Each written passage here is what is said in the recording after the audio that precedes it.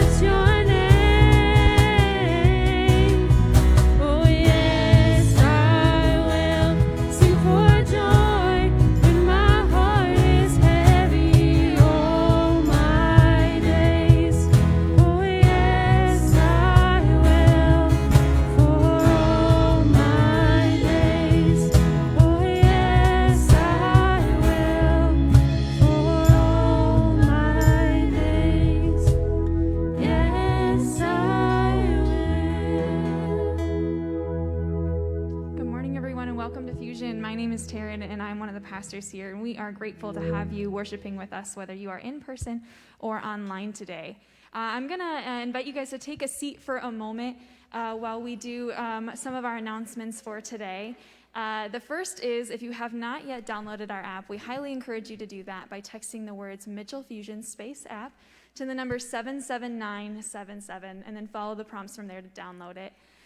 You can do many things on this app, but the one thing that we really encourage you to do today is to check in with us. So take a moment and pull out your phone check in on the app or through the link on the Facebook chat and let us know that you are worshiping with us. You can also submit any prayer requests there, any updated information, anything we might need to know. And we have a few announcements for you this morning.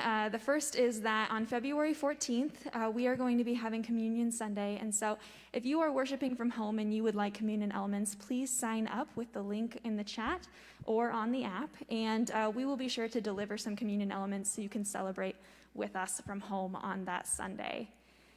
We also have a lot to celebrate today, and so we wanted to share a final total. I know we talked about it a few times earlier in January, but a final total. We made our donation to Northwestern Energy to pay off overdue electric bills for those in need, and we were able to donate $5,342.88 to pay off overdue electric bills for people in our community. So thank you to you all. You were the ones that made this possible, so thank you for your donations over our Christmas Eve offering. And we also get to celebrate with the Abbott House today. So I'm going to invite Virginia Lambert up today to share a little bit about Fusion's partnership. And I'm also going to invite Dave and Jackie to come up as our representatives of the Abbott House ministry team.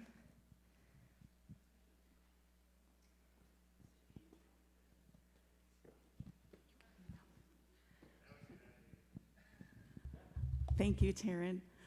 I tell you what, it's an honor for me to be here today. You will see on your screen a few pictures of things that Fusion has partnered with our children at Abbott House to do. And for those of you who are not familiar with Abbott House, we have existed here in Mitchell for over 80 years. We provide residential treatment to abused and neglected girls. We also do therapeutic foster care, so we actually have 4 homes here in Mitchell for therapeutic foster care, and we're opening our 4th home in Rapid City actually in early February. And those homes, actually, we hire a married couple to live there, and Dave and Jackie have worked a lot with one of our families there here in Mitchell. But we hire a married couple, and then there's up to 6 children that live in each of those homes. And today, well, actually, this is from last year. Because of COVID, each year, we recognize at the Abbott House different volunteers who've helped us in different ways. We call them Children's Champion Awards. They might be a champion for someone who's supported a project of ours financially or also given their time to help in different ways. And Fusion was selected for one of those Children's Champion Awards, and that was due to the work of not just Dave and Jackie, but you'll see some of the group photos up above, different people who've come not only to the Abbott House, but also come to foster homes. And they would commit one Sunday afternoon a month to come and spend time and build relationships with our children. And the amazing thing, actually, for Jackie and for us is that she has continued, I think maybe your group, right? But you probably are leading. They have continued to bring a package to our girls' home even during this COVID time. And I have to tell you, the foster children and the families often get together, and that home is the envy of every other foster home in Mitchell.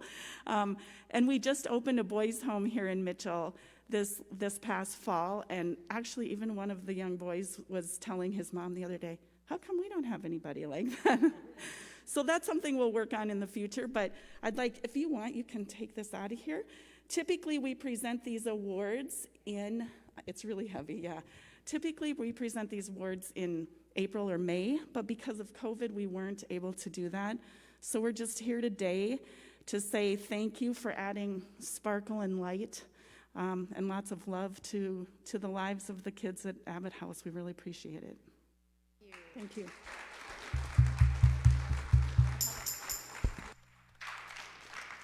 So I think I'm hearing an invitation in that if you want to be a part of helping some of these foster homes get a monthly care package and you would be interested in that, please reach out to me or you can talk to someone at the info desk. It would be super cool to be able to expand the work we are doing at the Abbott House. And just a big thank you to all of those who have been a part of that team and have been able to add that sparkle and light that Virginia has talked about to the Abbott House and those foster homes in Mitchell. With that, we're going to continue in worship. Feel free to stand, sit, whatever makes you most comfortable for worship. And yeah, we'll just continue on with our morning.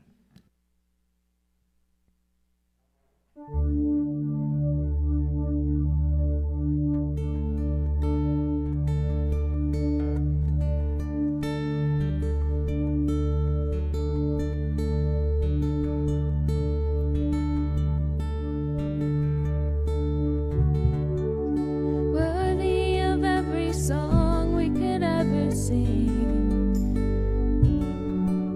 worthy of all the praise we could ever bring, worthy of every breath we could ever breathe. We live for you.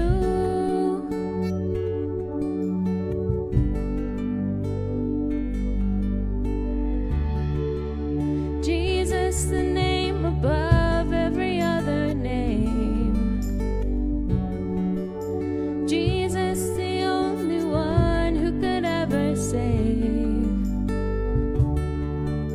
Worthy of every breath we could ever breathe. We live for you. Oh, we live for you. Holy, there is no one like you. There is none beside you. Open up my eyes in wonder and show me who you are and fill me with your heart and lead me in your love to those around me.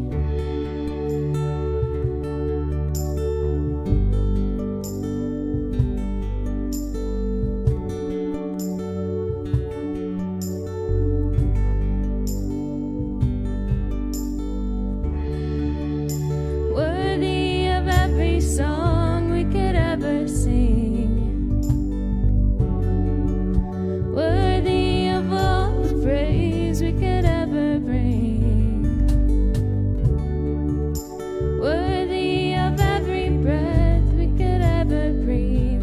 We live for you.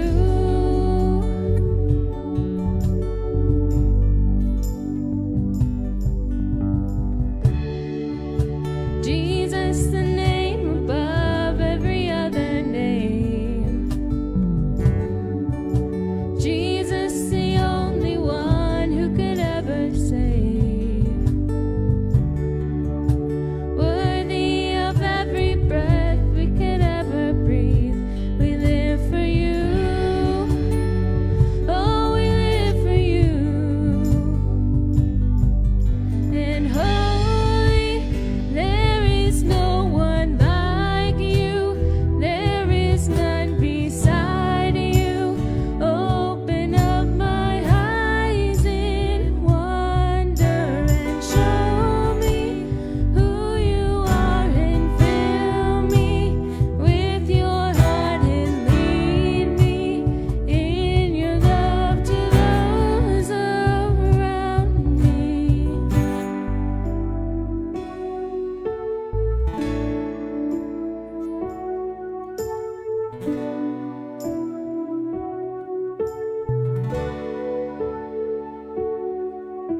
And I will build my life upon your love.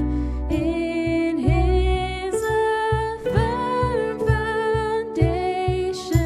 And I will put my trust in you alone. And I will not be shaken. And I will build my life upon your love. It is a firm foundation. And I will put my trust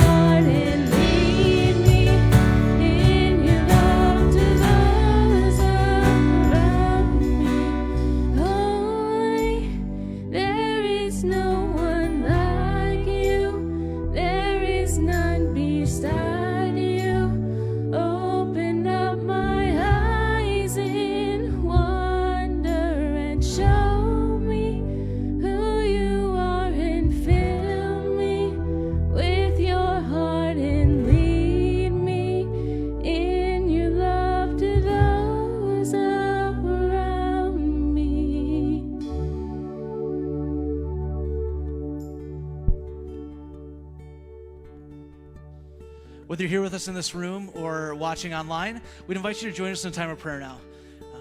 So whatever that looks like for you, stand, sit, kneel. But if you would just join us in a moment of praying, we'd appreciate that. So, God, those words are so true of that song. There is none like you. We come before you today to celebrate the amazing things that are happening in Mitchell through this community, through the generosity of gifts that are going to literally help keep the lights on for people. Through the gifts of presence, God, at places like the Abbott House, where people are giving their time to be your hands and feet, to brighten the day of those who may have some darkness in their lives. God, we think about the continuing pandemic. We're thankful and hopeful that there may be a corner being turned. And we still know that there are people who are sick. There are people who are dying. God, would you be comforter to those who need your presence today, God? As our government has had a changeover, your word instructs us to pray for our leadership, God. We know that there are some who are very excited about this change and some who are not. And we have both sides in this room. God, would you help us commit ourselves to being change agents in the world, in the areas that we have control over? Would you help us to pray for our leaders, that they would seek to create a world more like the one you taught us about?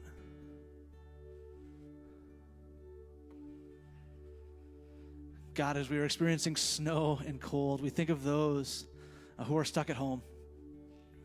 We think of those who are lonely, who are isolated.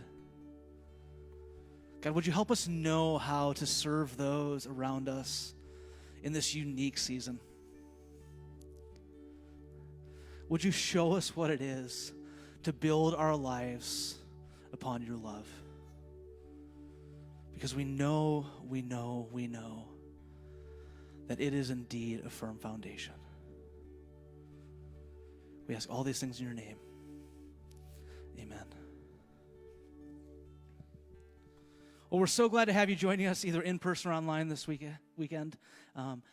About a year ago, almost to this, I think it was a year ago this week, my wife and I drove to Mitchell in a bit of a snowstorm to interview. And on that interview team was Dave Roy. And over the past year, as I have become part of Fusion and served with and alongside you all, I've gotten to know Dave and Jackie a bit, and they are such a huge blessing. And so as we talked about this series and looking at what it means for us to identify as Christian, the reasons why we do that, we put out some feelers to people who are sitting in the congregation to bring a multitude of perspectives around this question. And one of the names that came up was Jackie. And so Jackie agreed with minimal arm twisting to come and kind of share and address this question of why it is she identifies as a follower of Jesus. So without further ado, I'm going to turn it over to her. And again, thank you, Jackie, for being willing to step up in this way. We appreciate it. Thank you, Jordan. Oh, real quick, too. Sorry, I didn't mean to cut you off. Kids, this is a time in our service where you can go off and do some special age-appropriate activities and learn a little bit about Jesus. So kids are always welcome in our service. We have some activity kits in the back. But if you want to go and be part of kids' church, now is the time to do so. All right, good morning, Fusion. So, wow. Jordan texted me, I don't know, a few weeks ago and asked if I'd be willing to share my story of why I'm a Christian. And I initially freaked out because that's what I do. Even my job as a speech therapist doesn't prepare me for standing up and visiting in front of others, but it's out of my comfort zone. And to top it off, I kind of felt like, wow, that's a hard question. If someone were to ask you that, would you be able to just answer that with one little response? Like I said, I want to say no, but I'm the kind of person that prays over things. I overthink about things. I lose sleep thinking about things. I change my mind 100 times. I consult all my friends and family, as they well know. Sometimes take their answer and think I'm going to do that, and then I do something else. But after a pep talk with my husband, who's probably my biggest supporter, I decided to go ahead and just take the plunge. So to make myself more comfortable, I kind of take myself back to my piano days when I had to do piano contest. And I had a teacher who said to me, when you're nervous, look out at all the people who are watching you at your contest and picture them all in their underwear. So, kind of a disgusting thought, so I think I'm not going to go there today with all of you, but it kind of tends to calm the nerves a little bit. So here I go on this. To help me describe why I am a Christian, I thought there isn't just one answer for me of why I'm a Christian. There's so many different things in my life. So I'm going to do kind of a top 5 today and start with number 5 for you. So coming in at number 5 is probably the biggest reason today of why I am a Christian. And I hate to say it out loud, but I know a lot of you are in the same boat. I am a Christian because my parents made me. My parents made me be a Christian. That's right. I was born into a family of believers of Jesus, and I really had no choice. Shortly after birth, 23 days to be exact, because I checked out my baptism certificate yesterday, I was baptized at American Lutheran Church here in South Dakota. So really, I wasn't given a choice. My mom and dad took those vows for me and vowed to bring me up in a Christian home. Best thing that probably ever happened to me. But my faith story does not end there. It continues on today. Going to church really was not an option for our family. It was just an expected behavior of all of us. We didn't have to be told over and over and over. It just became a routine that became part of our lives. And our entire family spent hours and hours at that Lutheran church here in South Dakota. We spent Wednesday nights there, all of us. Everybody had choir, bell choir. We had youth group, confirmation, Bible study, fundraiser after fundraiser. We attended Bible school, went to church camps. We had musicals. We learned how to acolyte, which if none of you have ever been formally trained to be an acolyte, there's a lot to it. It's not just grabbing a lighter and lighting a candle. It was all about wearing the robe, tying the sash, just different things. But we shared special music. We made long-lasting friendships, and church was the place that we wanted to be. That was just something that we wanted to do. Unfortunately, we had some leaders in our church that were so passionate. Jim and Eileen, it was a married couple that were there for years and years and years. They definitely lit the fire under us, and they kept fanning that flame and bringing more people in, and just, you couldn't help but love being at church. So it wasn't difficult to stay on board and do what we all knew we needed to do. So although there was not really a choice of attending church or not in my family, there was so much love about going to that church that it just felt right to be a Christian. In Proverbs 22:6, it says, "Start children off on the way they should go, and even when they are old, they will not turn from it." I spent 21 years of my life attending that church, and I owe a huge thanks to my parents, who I know are watching today, my biggest supporters, for laying that foundation for me and helping strengthen my love of God. Coming in at number 4, that takes me back to my childhood as well. One of the things that some people know about me and some people maybe don't is I don't really like to be alone. I never wanted to be an alone person. I was scared to be home alone. I didn't want to sleep in my own bedroom. I always wanted to be with someone. In fact, when it comes to my own bedroom, when we moved in our new house and I had my own bedroom, I would literally stand at my sister's door, bawl, bang on her door, and I even offered her my beloved wax lips. I used to love these wax lips candy, and I would go buy those, and I would stand out there, "I'll give you my wax lips." I did not want to be alone. That was just me. I worked through a lot of those fears, and as a Christian, I knew I am not alone. God is here with me. But he was always placing people in my life that didn't allow me to be alone. 2 of those people are my great-grandma Hill and my grandma Boyd. Those were some of the best people in my childhood I ever could have looked up to. Every time I knew I had to be alone, I would ask to go to one of those grandma's houses, and I'd get dropped off at a grandma's house. In particular, my grandma Boyd, she was a Christian through and through. She lived every single day as the hands and feet of Jesus Christ. She was active in her church with both music and just doing any kind of service that they needed there, cleaning, taking care of things. I watched as she served with such patience, kindness, and joy, knowing she was doing God's work, and in doing so carried out that first and greatest commandment: love the Lord your God with all your heart, with all your soul, and with all your mind, and love your neighbor as yourself. That was definitely my grandma. She was that kind of person that when you were around, you were her one and only. She would smile. She would sit next to me. She would pat my little chubby hand. She had this little twinkle in her eye, and she passed off the love of the Lord to all of us in our family. So I knew I wasn't alone when I was with her, and I know God sent her to be with me, to be that rock for me.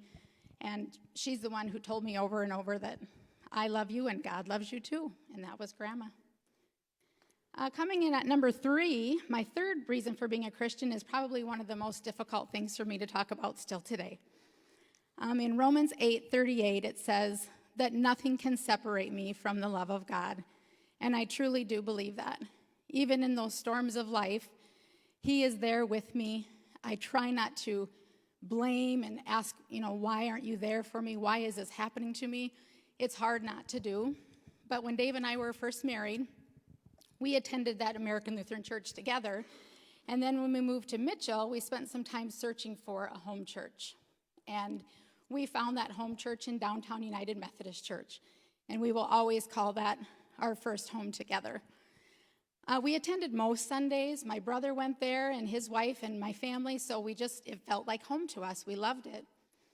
But as we were newlyweds, we liked to go out and have a good time and just sleep in on Sundays. That was kind of our only day to do that.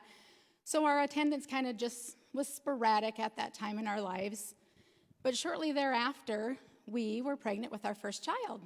And so we knew we wanted to raise our children to know and love God, which meant we needed to get back, we needed to strengthen our faith and be there every Sunday and do what we could do to help do this.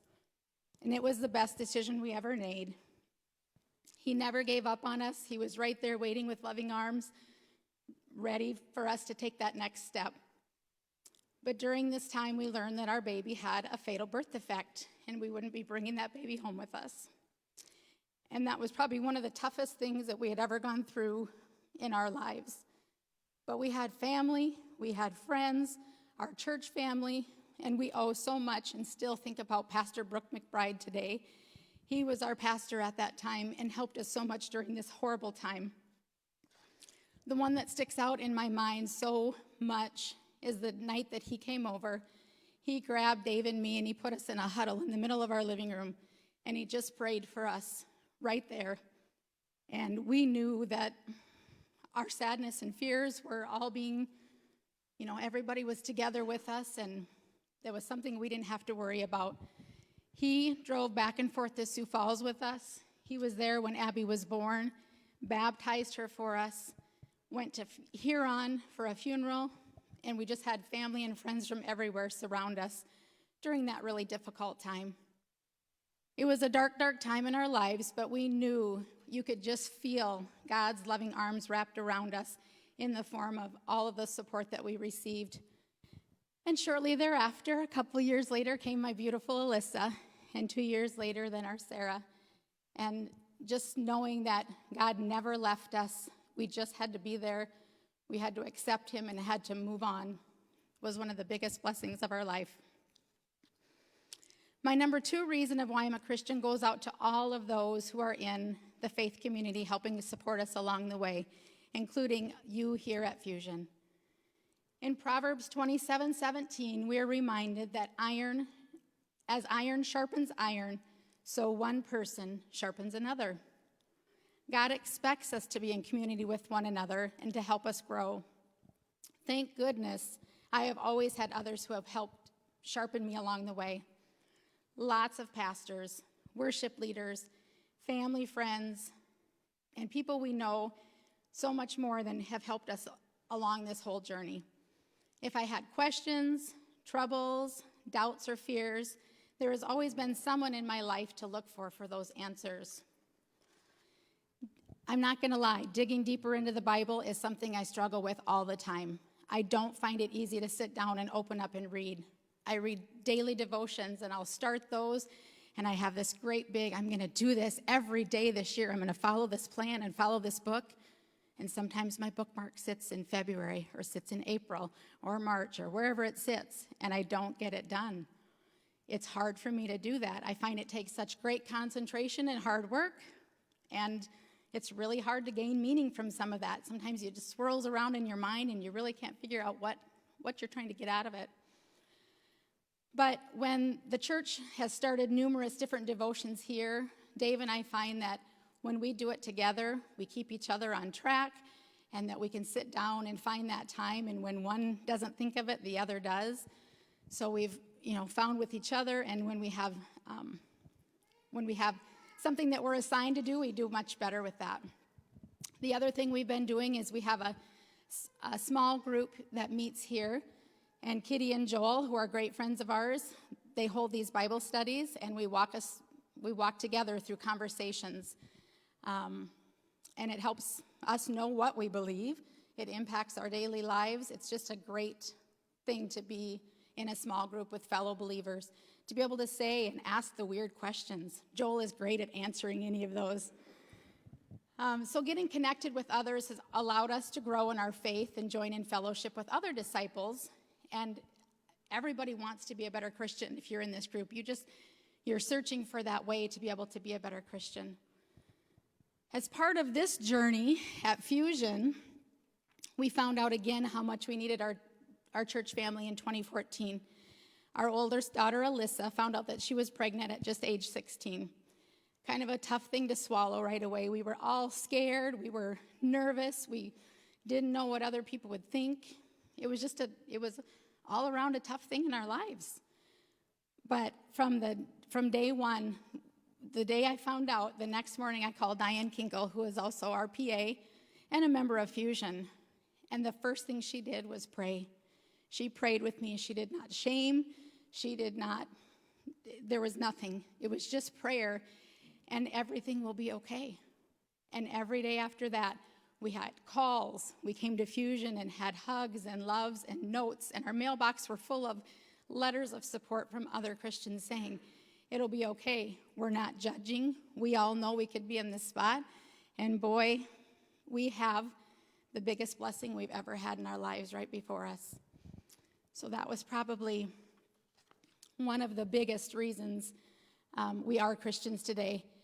Even though we were attending Fusion at that time, our downtown Methodist church had been our home for quite some time.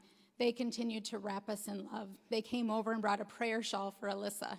They had a baby shower at youth group for Alyssa. We just felt so loved, so accepted, and we know that God was right there instrumenting everything that was happening around us. And the number one reason why I'm a Christian is because I need God. I love structure. I love routine. I love rules. Ask my husband. He likes to play poker, and I want nothing to do with it. There's no bluffing. I don't want bluffing. I want rules. I want to know how to do something, and I want to follow those rules. I wear a mask when I need to because I like to follow rules. It just makes sense to me to be a Christian. I like those things. I like getting up on a Sunday morning and getting ready to go to church and going to church, something I've always done. I don't like when things change. I like things to kind of stay how they are. But I am not perfect. Things come out of my mouth that should not come out of my mouth. My actions do not always show actions of someone who proclaims to be a Christian. I don't always love my neighbor as myself. I think back to the old Lutheran, I have sinned in thought, word, and deed. Yep, probably daily. But God is still there with me all the time. I ask for forgiveness, and it's given. It's okay. I have days sometimes when I wonder when I'm doing anything right. I struggle to understand what's happening in the world and why it's so bad. I pray, but not near enough. I worry about the craziest things, yet I'm so blessed and thankful for the life I've been given. I just hope on my good days that I can show others and set examples of what it is like to be a Christian, especially for my own family and for our little 6-year-old grandson who's just growing in his faith. He's our best little reminder of he sits and waits when he has his food so that we pray And he will remind people that come to our home that maybe don't pray often that they need to pray before they eat. That's what we do. He's the little boy at school that raises his hand at Thanksgiving time and tells that he's thankful for God when they ask. He does those things, and I'm just so happy and proud that that faith can continue on and that he's grown up in a church family. So even though I'm not a perfect Christian, my God still loves me. He forgives me. He guides me, accepts me, and meets me right where I am every day. He gives me hope. He forgives my sins. He rejoices with me in all the great things that happen, and he walks with me during times of sorrow, sends those people that we need so much to help me get through those times. And in return, he just wants me to be more like him. And I guess I don't think that's too much to ask for, given the fact that Jesus died for me and promises an everlasting life just by accepting him. And I'm not here by chance. I'm not. God put me here. I believe in him. I'm a work in progress, and I will continue to follow him and put my trust in him because I am a Christian. Thank you. Will you pray with me? Dear Heavenly Father, thank you for giving me the courage to share my story today. Maybe my story will help someone else answer their own question of why they're a Christian. Maybe it will help open up other questions and give people a reason to think of their own story. We know you know us and you hear us. Thank you for all you do for us and for all of the experiences that make us who we are today. We ask this in your name. Amen. Well, thank you so much, Jackie, for stepping out and being willing to share this morning. I know for me, it was a huge blessing just to hear more of your story. So thank you so much. Can we give Jackie some love? Thank you. This is a time in the service where we share out of our abundance and practice some generosity. If you're part of Fusion, we'd love to have you join with us financially. This church is continuing to serve even as the world looks a little different, and it's your gifts that make that possible. So you can give online in the app. We also do have baskets at the end, at the table. Table is the word I'm looking for. A table on your way out. If you'd rather do a check or cash, you can do that as well. So would you stand and worship with us, and we're going to give of our gifts. So.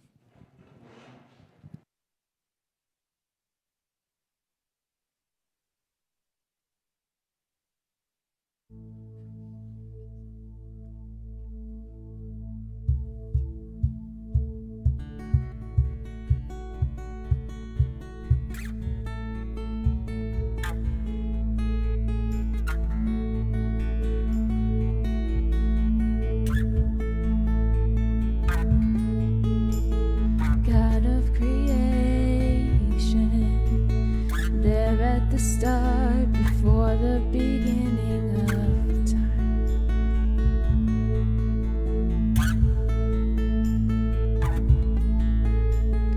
No point of reference. You spoke to the dark and fleshed out the wonder of light.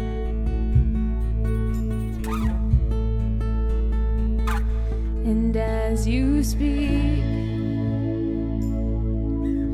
100 billion galaxies are born in the vapor of your breath. The planets form. If the stars were made to worship, so will I can see your heart in everything you've made. Every burning star, a signifier of grace. If creation sings your praises, so will I.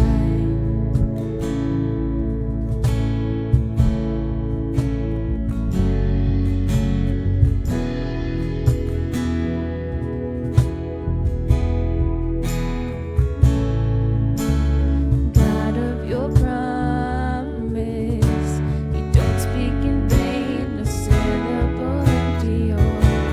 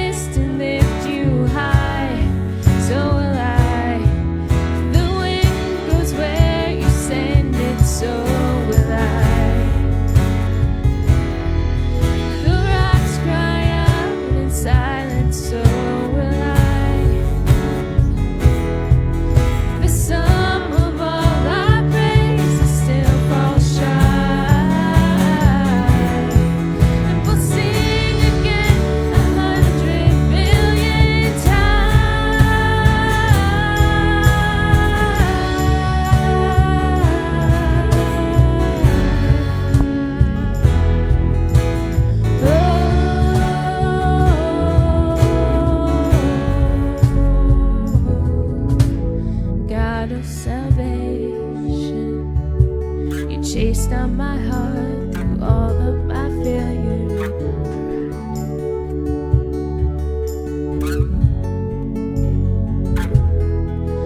On a hill you created, the light of the world, abandoned in darkness to die. And as you speak, 100 billion failures disappear. Where you lost your life so I could find it here. If you left the grave behind you, so will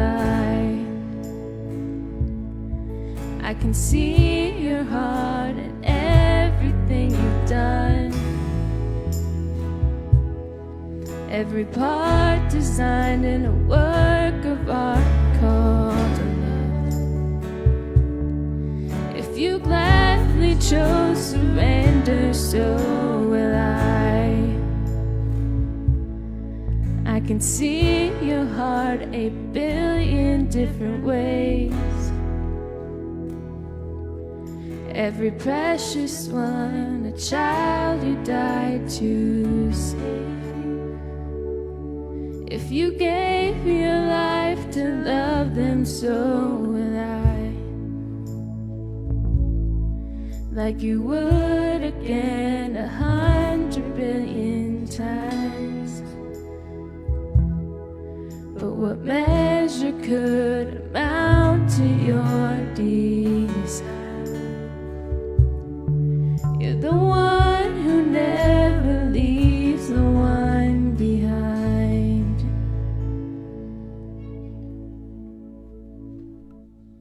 Well, thank you so much for joining us this morning, whether you're here with us in this space or whether you're online. Thank you again, Jackie, for sharing from your heart this morning. We really appreciate that. Thank you, Virginia, for joining us. If you want to be part of what's happening with the Abbott House, we want to get you plugged in. This is a great way to serve the community you live in. There are kids who need some light in their lives, and this is a way that we, as part of this community, can step up and care for those, to not leave the one behind, as that song said. If you were with us in this space today, if you could just hang out where you're at, we're going to come around with some wipes so that we can wipe down our spaces and make sure that the room is prepared for the next place. But join us again next week. We've got a couple more weeks on this series where we're hearing about why people identify as Christian. We'd love to have you join us either in person or online. Have a great week.